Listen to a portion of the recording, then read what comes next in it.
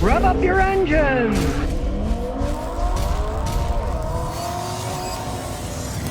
Okay, today I got a Ford Fiesta. I'm going to talk about Ford Fiesta. What went right, and more importantly, what really went wrong here in the United States with them. In 2018, they only sold 3,775. Massive failure in the United States. The problem is right here. The automatic transmission. The United States, something like 96% of the people drive automatic transmissions. We are a lazy society, right? And this has one of these dual clutch transmissions that Ford was sued for and either had to buy back the cars or fix the transmissions, right? The rest of the world, many of them drive standard transmissions. They want the best gas mileage, the simplest cars. Hence, they sold all over the world, but not in the United States. And to tell you the history of this car, yes, indeed. The original transmission broke and Ford had to fix it free. Unfortunately, that one broke and had to be fixed. We're talking three-time loser here. It should be in prison for life, you know? Now, you know that's going to turn Americans off, so let's look under the hood. Now, the engine itself is an inline 1.6 liter double overhead cam engine. Really reliable engine. This one has 145,000 miles on it. They're the original owners, but the engine itself is a very solid engine. Now, for the rest of the world, they think, oh, you know, pretty powerful engine, la la la. But it's only a 1.6 liter engine. For most Americans, it's underpowered when hooked up to an automatic transmission, doubly so. That is one of the reasons that they put on this dual clutch automatic. So it actually has the acceleration of a standard transmission. When these things are running, they run good. But seeing that this one's already been through 3 transmissions, it kind of tells you they weren't made all that well. The standard transmission's pretty much bulletproof, but that's one of the main reasons that they went out of the United States. Now you might say, okay, but Scotty, they're not going to make them anymore at all. Even in Europe, 2023 is going to be the last model. Well, that's because they're replacing it with the Puma. They're making it into, guess what, an SUV, a little SUV, right? They're replacing it with an SUV. They could have easily called it a Fiesta, but I guess they want to modernize their lineup and have Pumas in it, I don't know, right? But the rest of the world, they liked the Americans. They hated them. Now, aside from the transmission, he likes it because for his daughter, it gets really good gas mileage. Dual clutch transmissions get good gas mileage. She's presently driving a Honda Odyssey from Clarksville to Nashville for work, and it sucks down gasoline. This thing gets good gas mileage. Ever since he's had the transmission done the last time, it hasn't run right. So we're going to get the scan tool and try to figure out why it's not running right. Here we go. It's plugged in. It already detected it faster than me. Do standalone diagnosis. As you can see, it's got 145,202 miles, and they're the original owner. Okay, read the VIN number. The engine size, 1.6, automatic, gasoline, 50 state emissions. So we're going to analyze it. Yeah, they're comfy little compact cars. Just look. Put the seat up, there's a reasonable amount of room in here. Look, it's even got a sunroof. It's a fancy one, right? And I gotta say, these seats are comfortable. I always like little cars. So we can do a whole topology scan. The scan is beginning. And even outside, you can see, look, it's got all kinds of ports for phones, computers, 12 volts. It's a nice setup. Little screen on it. I mean, hey, these are fun little cars to drive around when the transmissions are still working. All right, now it is a Ford and we got 9 trouble codes, right? We will start with the PCM. Read the code, so we'll push this. Now being a Ford, it's gonna do all kinds of funky stuff by itself. Here we go, it's turning fans on. It's activating lights, making lights go on and off. The last one I did even beep the horn. So we got lost communication with generator control, invalid data received from starter generating, la la la la. But the main thing is cylinder number 2 misfire detected. So we'll check that out. I realize as the machine shows you, it can be all of these things. It can be the harness, spark plug, coil pack, oxygen sensor, fuel injector, burn valve, faulty catalytic, all kinds of things. So immediately we're going to go to raw data. And we're going to go to live data. Okay, I can feel it rumbling, so something's wrong here. Start scrolling through just to see if we can see anything red that's odd to begin with. Nothing wrong with the fuel injector phase. You can see they're all pretty much the same, and they had a misfire on 2.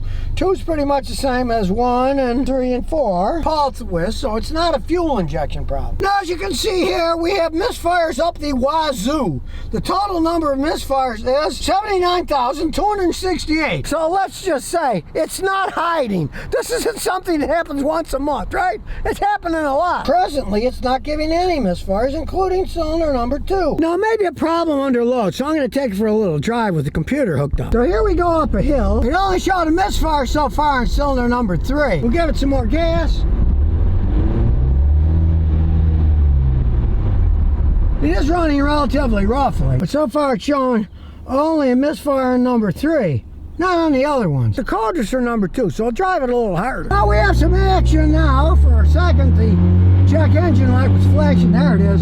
Check engine light is now flashing on and off, showing a serious problem. So let's pull over and look at the data. And you can see now number 3 is misfired a bunch.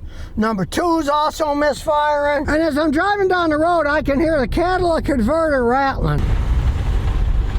There, I can hear it rattling. So we got a real quandary here. The code was for cylinder 2, but cylinder 3 was actually misfiring a little more than cylinder 2. And I can hear the catalytic converter rattling. Now we're going to check the pressure coming out. The pressure's low. Now I noticed 2 things here. One, the pressure wasn't coming out fast enough when he revved it up. It almost burned the palms of my hands. Now, on any normal car, the temperature of the exhaust is not that hot. You can put your hand behind it and it'll get warm, but it isn't going to burn your hand. This catalytic converter, for some reason, is burning out. Now, he said about 40,000 miles ago he replaced the cat. He's probably going to have to replace the cat again. There's some kind of underlying problem that keeps burning the cats out. Now, if you don't believe me, look, I'm sticking my hand here. Is my hand being burnt? No, it doesn't bother at all. Yeah, it's a little warm. That thing was so hot it almost burnt my hand off. Now, catalytic converters serve one purpose. They burn unburned hydrocarbons. They get to a certain temperature, but by the time they come out of the exhaust, they have cooled down quite a bit. They should not burn your hands. This one is burning so hot that it almost burnt my hand, meaning it's got a problem.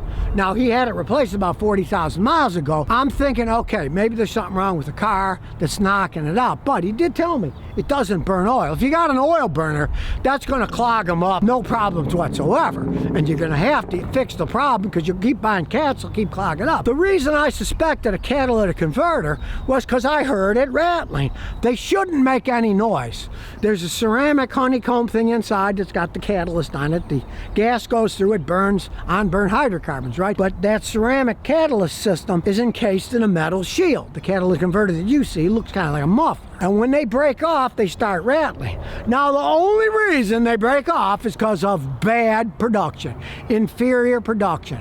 Years ago, Volvo had tons of them go bad because whoever they were buying from did a crappy job. And the owner just told me the cat he replaced it with was not a factory cat. It does not surprise me. It's went 40,000 miles, but it doesn't surprise me that it's breaking down because aftermarket catalytic converters are often total garbage. Not only do a lot of them not have enough catalyst material in them, because platinum's expensive, right? So they put less. I've seen some Chinese ones that had no platinum. As soon as you put them on, they didn't work right. Granted, this one's been on there for 40,000 miles. It's run since then. Before any further stuff is done, you'd have to replace the catalytic converter. You have to fix the obvious problems first. He also told me that the coil pack on this thing, as we can see, has been replaced along with the wires. This is an older system. It's not coil on plugs, but this is also an aftermarket part. Now, it could be that that part has gone bad. I see it all the time with cheap Chinese-made aftermarket ignition parts, right? I kind of doubt it for one main reason. That's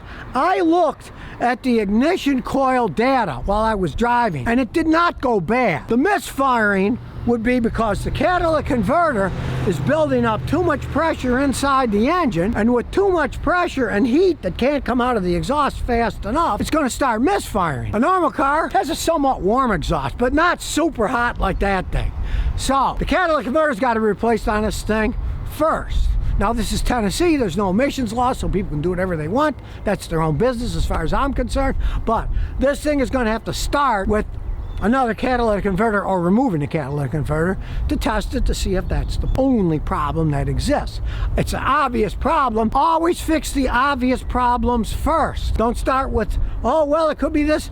It's too hot. the catalytic converter's rattling. You can hear it rattle, right? And it misfires under load. When you're accelerating, it's got to push that hot exhaust gas out, right? If it can't push it out fast enough, guess what happens? It gets even hotter. It's like an endless circle. That thing's so hot it almost burnt my hand. I can still feel it.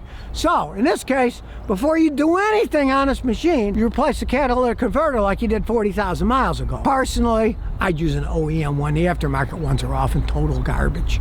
That's just if you live in an area where they do emissions testing, you really want to use an OEM kit, because the aftermarket ones, it's hit and miss. They may work with the software. I've seen them where sometimes they're 1/4 the size, and who knows what's inside them. They might have hardly any platinum at all, and may have the wrong size holes and they don't flow right. You never know, right? In this case, it worked for 40,000 miles, so hey, at least it worked for 40,000 miles, but it's gone bad already, and they're supposed to last forever.